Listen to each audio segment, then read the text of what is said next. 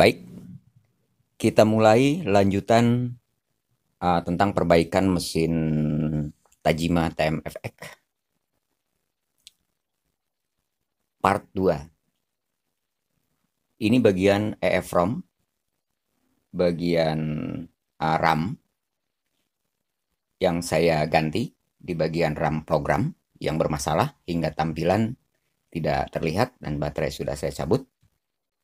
Ini bagian EEPROM dan ini RAM program. Ini RAM gambar untuk desain bordir.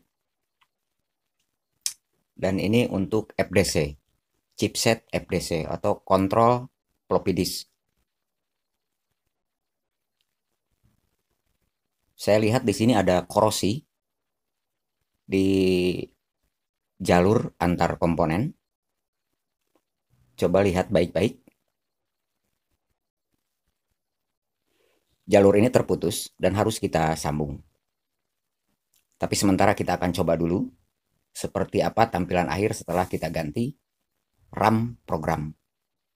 Ini korosi biasanya karena elko yang mengeluarkan cairan hingga membuat jalur terputus. Hingga tampilan ke LCD blank. Baterai tidak kita pasang dulu. Dan ini bagian PAL. Telah saya cek, tidak ada bermasalah.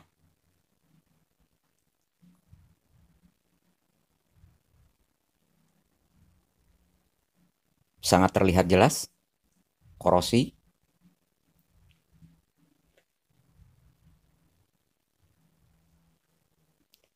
Ya, kita akan coba setelah kita ganti RAM program. Dan kita akan coba lakukan instalasi program. Tekan set sebelum dinyalakan. Dan berikan tegangan hingga keluar tulisan install.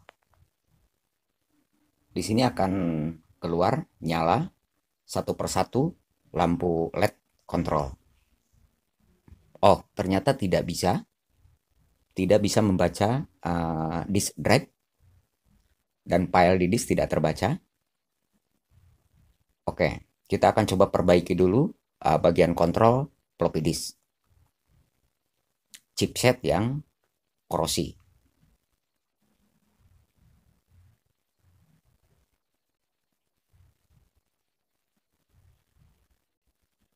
Oke, saya sengaja cabut dulu chipsetnya agar saya tahu di bawahnya tidak ada yang terkena korosi dan akan disambung jalur yang terputus dan kita pasang lagi chipset. Oke, setelah chipset terpasang, saya akan coba untuk lakukan instalasi ulang. Tekan set, kita berikan tegangan, instalasi sedang berlangsung.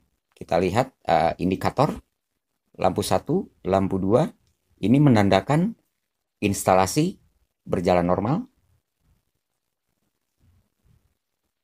Oke, di sini ada error 3C1 karena kontrol panel tidak tersambung ke unit mesin.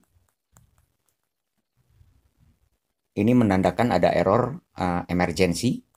Jadi harus terpasang di unit mesin bordir. Setelah ini tinggal lakukan instalasi ulang di mesin bordir dan kontrol panel terpasang. Sekian dan terima kasih. Jangan lupa untuk mendukung channel ini, subscribe.